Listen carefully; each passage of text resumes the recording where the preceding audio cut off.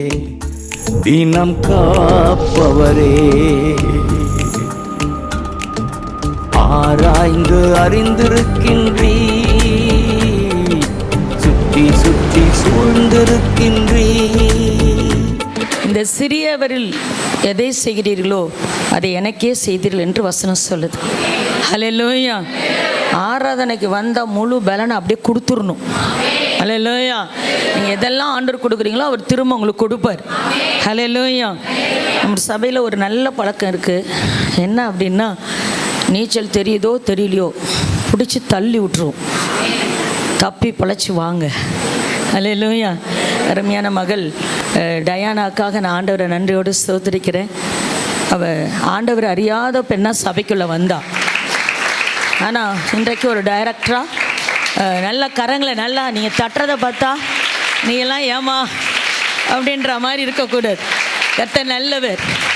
அதனால் அவங்க இப்படிலாம் இருக்குதுன்னா இது பின்னாடி ஒரு பெரிய டீம் ஒர்க் இருக்குது.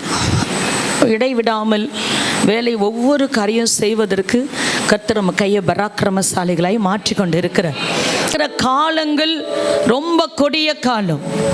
ஒரு சாதாரண பெண்மணி 100 நாள் வேலை திட்டத்துக்கு போன ஒரு சகோதரியோட குழந்தையை திரும்பி வரும்பொழுது அந்த குழந்தை இல்லை.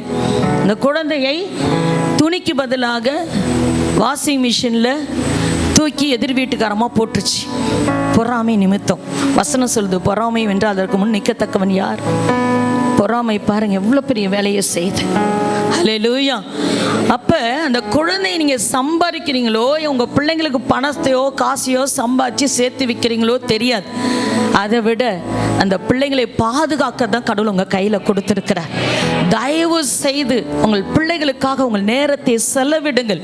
உங்கள் பிள்ளைகள் யாரிடம் பழகுகிறார்கள், யாரிடம் பேசுகிறார்கள், எங்கு போகிறார்கள், என்ன செய்கிறார்கள் என்று கண்காணியாக கடவுள் உங்களை வைத்திருக்கிறார். அது உங்கள் குழந்தை இல்லை, அவர் உங்களுக்காக எனக்கென்று வளர்த்திடுன்னு கடவுள் உங்கள் கையில் ஒரு உத்தரவாதத்தை கையில் கொடுத்திருக்கிறார். அல்லேலூயா. அதனால் ஜெபிக்கணும், வழி நடத்தணும். சண்டே ஸ்கூலுக்கு மட்டும் விட்டுட்டா போதாது, டீச்சர்ஸை போய் பார்த்து பேசணும்.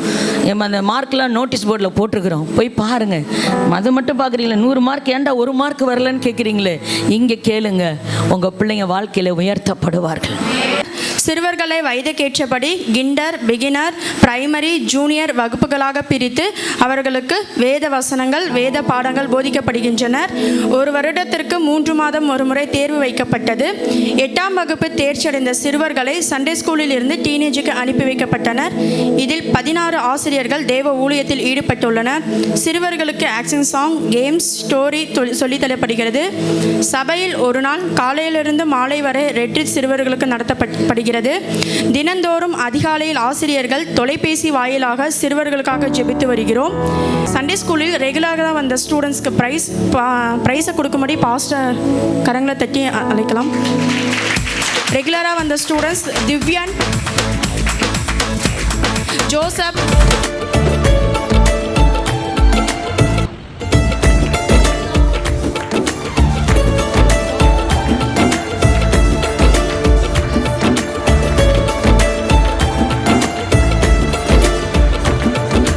கருவைக்கும் கண்கள் கண்டன, மறைவாய் வளர்வதை கவனித்தீரே.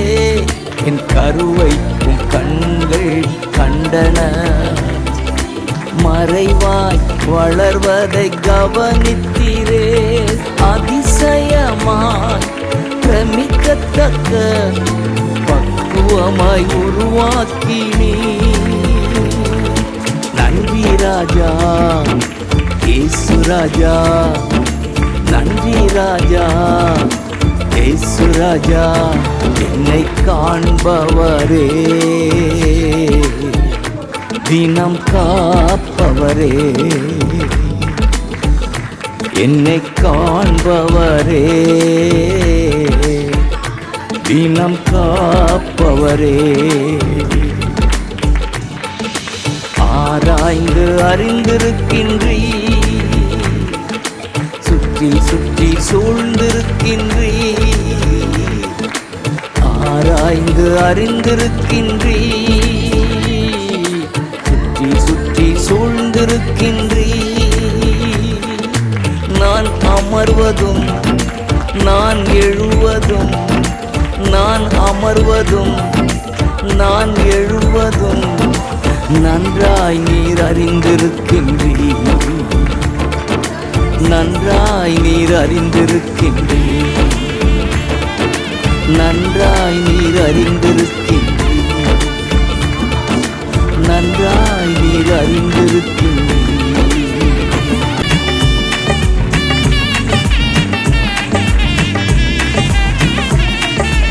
எண்ணங்கள் ஏக்கங்கள் எல்லாமே அறிந்திருக்கின்றீர், எண்ணங்கள் ஏக்கங்கள் எல்லாம். புவனேஸ்வரி என்கிற ஒரு தாய் சாலையை கடக்க முற்பட்ட பொழுது அவருடைய 4.5 வயது குழந்தை அம்மாவை பின்தொடர்ந்து சென்றான். அப்போ அந்த வழியில் பைக்கில் வந்த இளைஞர்கள் அந்த குழந்தையின் மீது மோதினார்கள். மோதிய வேகத்திலே குழந்தை நினைவை இழந்தவனை இரத்த வெள்ளத்தில் இருக்கிறான். உதவி செய்வதற்கு ஒருவரும் முன்வரவில்லை. ஆகவே உறவினர் ஒருவருடைய உதவியோடு கூட ஈரோட்டில் உள்ள ட்ரஸ்ட் என்ற மருத்துவமனையில் அனுமதிக்கிறாங்க. அனுமதித்த பொழுது அங்கே இருக்கிற டாக்டர் சொன்னாங்க இவன் பிழைப்பது கடினம் என்று. ஆகவே என்ன பண்ணாங்க, ஃபர்ஸ்ட் எய்டு மாத்திரம் செய்து கோவையில் உள்ள KMCH மருத்துவமனையில் அந்த குழந்தையை அனுமதிக்கிறாங்க. அனுமதித்த பொழுது 3 ஆப்ரேஷனுக்கு அந்த குழந்தைக்கு மேற்கொள்ளப்பட்டது. தாடை எலும்பு உடைந்தால் ஒரு ஆப்ரேஷன், தொடை எலும்பு உடைந்தால் பிளேட் வைத்து ஒரு ஆப்ரேஷன், மோதிய வேகத்திலே உணவு குழாய் பாதிக்கப்பட்டதுனாலே ஒரு ஆப்ரேஷன். இப்படி 3 ஆப்ரேஷன்கள் மேற்கொள்ளப்பட்டன. 21 நாள் சென்றது. ஆனால் குழந்தைக்கு நினைவு திரும்பவே இல்லை. டாக்டர்ஸ் கூப்பிட்டு சொன்னாங்க இவன் பிழைப்பது கடினம் என்று.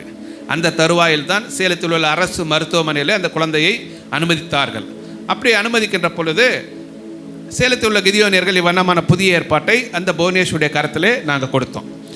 அந்த நேரத்திலே புவனேஸ்வர் அந்த வேதாகமத்தை திருப்புகின்ற வேலையிலே மத்தேயு 8ஆம் அதிகாரம் 7ஆம் வசனமுடைய கண்ணிலே பட்டது. அந்த வசனம் என்னவென்றால், இயேசு நான் வந்து அவனை சுஸ்தமாக்குவேன் என்று. ஹல்லேலூயா. அந்த வசனத்தை படித்த உடனே புவனேஸ்வரிக்கு ஒரு நம்பிக்கை பெருக்கெடுத்தது. புவனேஸ்வரி ஒரு இந்து செட்டியார் சமூகத்தை சார்ந்தவங்க.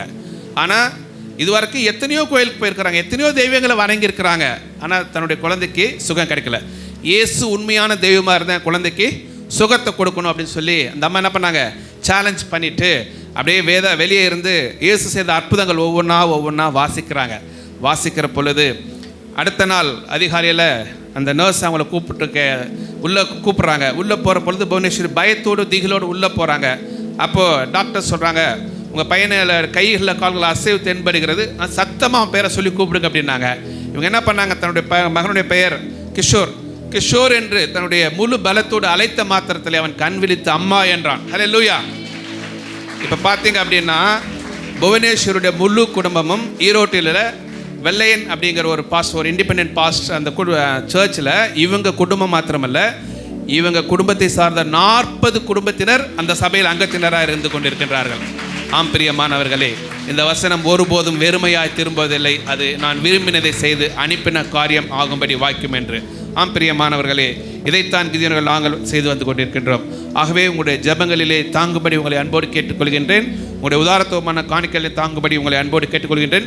எங்களோடு கூட இணைந்து பணியாற்ற விரும்பினால் ஆலய பொதுகளோட ஒப்புதலோடு கூட நீங்கள் இணைந்து செயலாற்றும்படி உங்களை அன்போடு கேட்டுக்கொள்கின்றேன். இறுதியாக யாக்கோபு 5ஆம் அதிகாரம் 20ஆம் வசனம், தப்பிப்போன மார்க்கத்தினின்று பாவியை திருப்புகிறவன் ஒரு ஆத்துமாவை மரணத்தின்று ரட்சித்து திரளான பாவங்களை மூடுவான் என்று அறிய கடவன். ஆம் பிரியமானவர்களே, இப்போ நம்ம சுற்றி எவ்வளவோ பேர் இருக்கிறாங்க. இப்போ பாஸ்டர்மா சொன்னாங்க, ஒரு யூத் மீட்டிங்கில் அல்ல ஒரு சண்டே கிளாஸில் ரட்சிக்கப்பட்ட பசங்க பிற்காலத்தில் சாட்சி உள்ளவங்களாக இருக்கிறாங்க அப்படின்னு சொல்லி அவங்க சொல்கிற பொழுது நான் என்னையும் யோசித்து பார்த்தேன். நான் பட் கிறிஸ்டியன் ஃபேமிலியில் தான் பிறந்து வளர்ந்தேன். ஆனால் எனக்கும் ஆண்டவருக்கு பெரிய தொடர்பெல்லாம் ஒன்றும் இல்லை. ஆனால் நான் யூத் டேஸில் ஏஜி சர்ச்சில் கிருஷ்ணகிரி சர்ச்சில் இருந்தோம். அப்போது அங்கே சிஏன்னு நடக்கும். அந்த சிஏ மீட்டிங்லலாம் நான் கலந்துக்கிட்டேன். அதனுடைய விளைவு தான் பார்த்திங்கன்னா இன்றளவும் நான் அந்த ஊழியத்தில் இருக்கணும் அப்படின்னு சொல்லி அவர் ஆர்வத்தோடு செய்கிறதுக்கான காரணம். ஆகவே நாம் விதைக்கிற ஒரு வசனம் அது ஒருபோது வெறுமையாய் திரும்புவதில்லை. ஆகவே அழிந்து போகின்ற ஆத்துமாக்களை கிறிஸ்துவனை சேர்ப்பதே இந்த கிதியோன் ஊழியத்தின் முக்கியமான நோக்கம். இந்த நேரத்திலே இந்த வாய்ப்பை நிலைக்கின பீஸ் அசம்பிளி ஆஃப் காட் சபையோட போதகர், அதே போல் போதகர் அம்மா, சபையோட விசுவாசிகள், மூப்பர்கள் அனைவருக்கும் கிடியன் இன்டர்நேஷனல் இந்தியா சார்பாக அன்பின் வாழ்த்துக்களை அன்போடு கூறிக்கொண்டு thank you very much pastor. Thank you.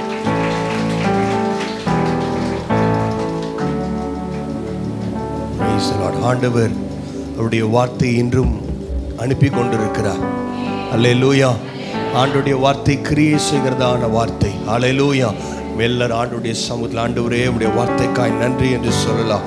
ஆண்டவரே உடைய வார்த்தை இன்றும் அதிசயங்களை செய்கிற வார்த்தை. இந்த வார்த்தை எங்களோடு பேசட்டும் ஆண்டவரே, இயேசுவின் மூலம் பிதாவே, ஆமென். வாசிக்கலாம் 2 சாமுவேலின் புஸ்தகம் 3ஆம் அதிகாரம் 39ஆம் வசனத்தை நாம் வாசிக்கலாம். 2 சாமுவேல் 3ஆம் அதிகாரம் 39ஆம் வசனம் எல்லாரும் சேர்ந்து வாசிக்கலாமா? அங்கே தாவீது ராஜா சொல்லுகிற ஒரு அருமையான வார்த்தை, நான் ராஜாவாக அபிஷேகம் பண்ணப்பட்டவனாய் இருந்த போதிலும் நாம் இன்னும் பலவீனன்.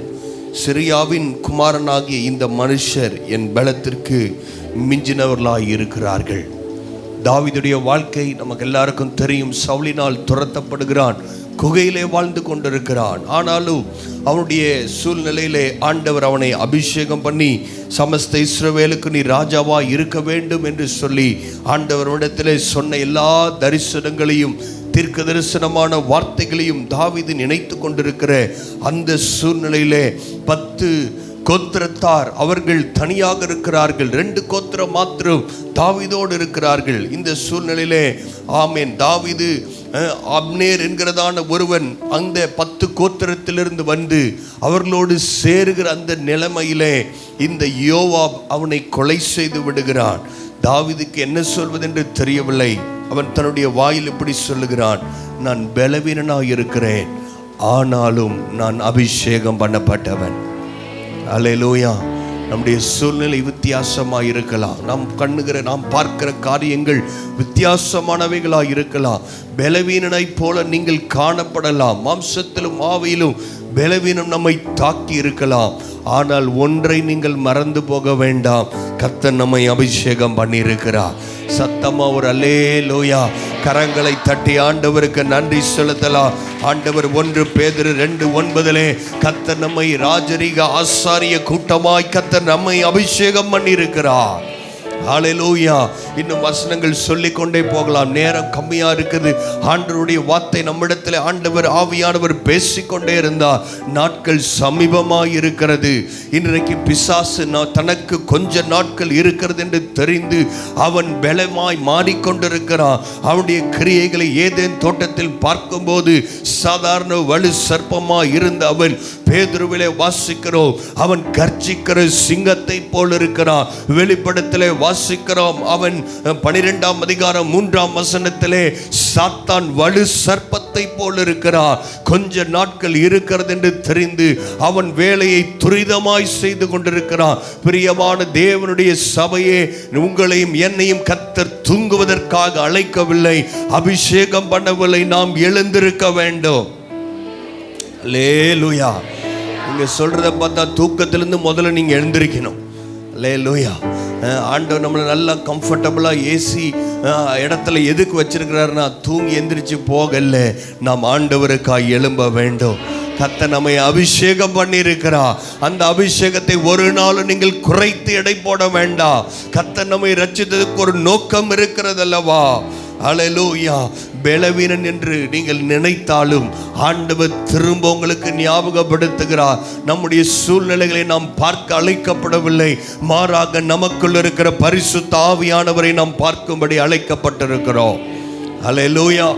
ஸ்தோத்திரம். கர்த்தர் நல்லவர். ஆமென். அவன் வலு சர்ப்பத்தை போல் இருந்தாலும், பிசாசு பலனுள்ளவனாய் இருந்தாலும், ஆனாலும் அதே தாவீதை கொண்டு ஆண்டவர் சங்கீதத்தில் எழுதும்போது 91ஆம் சங்கீதம் எல்லாருக்கும் தெரிந்த வசனம், எல்லாரும் சேர்ந்து வாசிக்கலாம். சங்கீதம் 91ஆம் அதிகாரம் 13ஆம் வசனத்திலே தாவீது இப்படி சொல்லுகிறான், சிங்கத்தின் மேலும் விரியன் பாம்பின் மேலும் நீ நடந்து வாள சிங்கத்தையும் வலு சர்ப்பத்தையும் மிதித்து போடுவாய். கரங்களை தட்டி உற்சாகம் ஆண்டவருக்கு நன்றி சொல்லலாம். விசுவாசிக்கிறவங்க விசுவாசத்துக்கு தக்க அளவில் நல்ல கரங்களை தட்டி, ஆவியானவர் எனக்குள் இருக்கிறார், என்னை அபிஷேகம் பண்ணி ஆவியானவர் எனக்குள் இருக்கிறார்.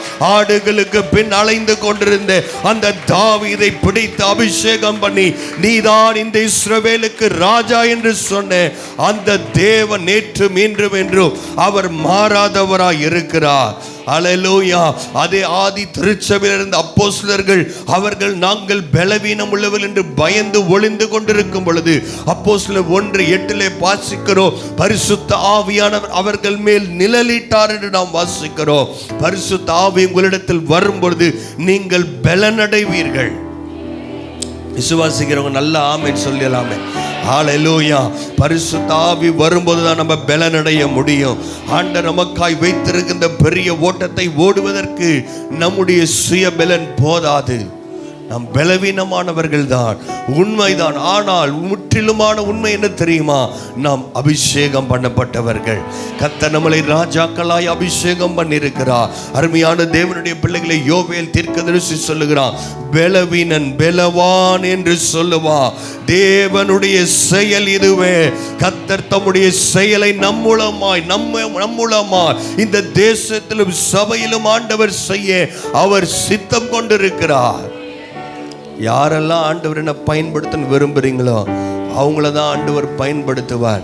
யாரையும் ஆண்டவர் கம்பல் பண்ணி இழுக்கிற ஆண்டவர் இல்லை நம்முடைய ஆண்டவர். ஆமே. நீங்க சொன்னீங்கன்னா, ஆண்டவரே நான் உம்முடைய கரத்தில் இருக்கிறேன், பரிசுத்த ஆவியின் அபிஷேகத்தை எனக்குள்ள ரெட்டிப்பாய் தாரும் ஆண்டவரே. தாவீது சொன்னா, நான் பலவீனன் ஆனாலும் நான் அபிஷேகம் பண்ணப்பட்டவன். கர்த்தர் உங்களை அபிஷேகம் பண்ணி இருக்கிறாரா? விசுவாசிக்கிறவங்க எழும்பி நிற்கலாம். ஆண்டவர் நம்மை அபிஷேகம் பண்ணி இருக்கிறார். ஹல்லேலூயா. எங்க வாயில அபிஷேகம் பண்ணப்பட்டவருடைய வாயிலே கர்த்தரை துதிக்கிற சத்தம் எழும்பட்டும். இவ்வளவுதான் கர்த்தரை துதிக்கிற சத்தமா? ஸ்தோத்திரம். எல்லாருடைய வாயும் சும்மா இருக்கக்கூடாது. எல்லாரும் வாய்களை திறந்து ஆண்டவரே ஸ்தோத்திரம் ஸ்தோத்திரம் அபிஷேகம் பண்ணி இருக்கிறீங்க. உங்க சத்தம் எழும்பட்டும், சபையின் சத்தம் எழும்பட்டும். ஏதோ மைக்ல நான் பேசுறேன் ஏன் சத்தம் மட்டும் இல்லை, கர்த்தர் உங்க ஒவ்வொரு பக்கத்தில் அருகாமையில் ஆவியானவர் நின்று கொண்டு இருக்கிறார். ஹல்லேலூயா. நீ பலவீனன். அநேகர் நினைக்கலாம் நான் எவ்வளவோ ஊழியம் செய்யறேன், ஜெபிக்கிறேன், ஆனா நான் பலவீனத்தில் இருக்கிறேன். வந்துருங்களா, கர்த்தர் இந்த காலை நேரத்தில் உங்களை பார்த்து சொல்றாரு, நீங்க பலவீனன் தான், ஆனாலும் அபிஷேகம் பண்ணப்பட்டவர்கள். ஓ ஹல்லேலூயா ஹல்லேலூயா. கர்த்தருடைய ஆவியானவர் எங்க இருக்கிறாங்க? விடுதலை விடுதலை விடுதலை வேணும் நினைக்கிறவங்க நல்ல கரங்களை தட்டி, ஆவியானவரே நீர் எங்கள் மத்தியிலே கிரியை செய்கிற தேவன். ஓ ஹல்லேலூயா ஹல்லேலூயா. கர்த்தர் அபிஷேகம் பண்ணவனுக்கு முன்பதாக சிங்கம் நிற்க முடியாது, கரடி நிற்க முடியாது, கோலியாத் நிற்க முடியாது. சாத்தானின் சகல அதிகாரங்களையும் அவருடைய தந்திரங்களையும் மேற்கொள்ளுகிற வல்லமை. ஓ ஹல்லேலூயா ரகதனமா. ஹல்லேலூயா ஹல்லேலூயா. பரிசுத்த ஆவியானவரே உமக்கு நன்றி ஆண்டவரே. இந்த கனமான வேலை எங்கள் கரங்களில் கொடுத்திருக்கிறேன். வலது கைக்கும் இடது கைக்கு வித்தியாசம் தெரியாத லட்சக்கணக்கான ஜனங்கள் நம்மை சுற்றிலும் இருக்கிறார்கள். ஆத்தும பாரம் இருந்தால் போதும், கர்த்தர் ஆத்துமாக்களை நம் பக்கத்திலே அனுப்பி தருவார். ஹல்லேலூயா. ஆண்டவர் ஆத்தும பாரத்தை எனக்கு தாரும் ஆண்டவரே. ஏதோ ஒரு கம்ஃபர்டபுளா ஒரு லைஃப் வாழ்ந்து ஏதோ வாழ்ந்தேன் போனேன் இல்லாம ஆண்டவர் உங்கள் மேல் வைத்திருக்கிற திட்டம் நிறைவேற நீங்கள் பிரயாசப்படுங்க. ஹல்லேலூயா ஹல்லேலூயா. Thank you Jesus.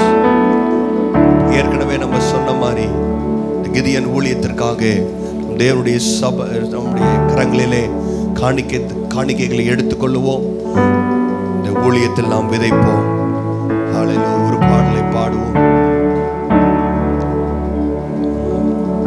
பரமழைப்பின் பந்தய பொருளுக்கா நான் லக்கை நோக்கி ஓடுகிறேன். பரமழைப்பின் பந்தய பொருளுக்கா நான் லக்கை நோக்கி ஓடுகிறேன். ஓடுகிறேன் நான் ஓடுகிறேன்.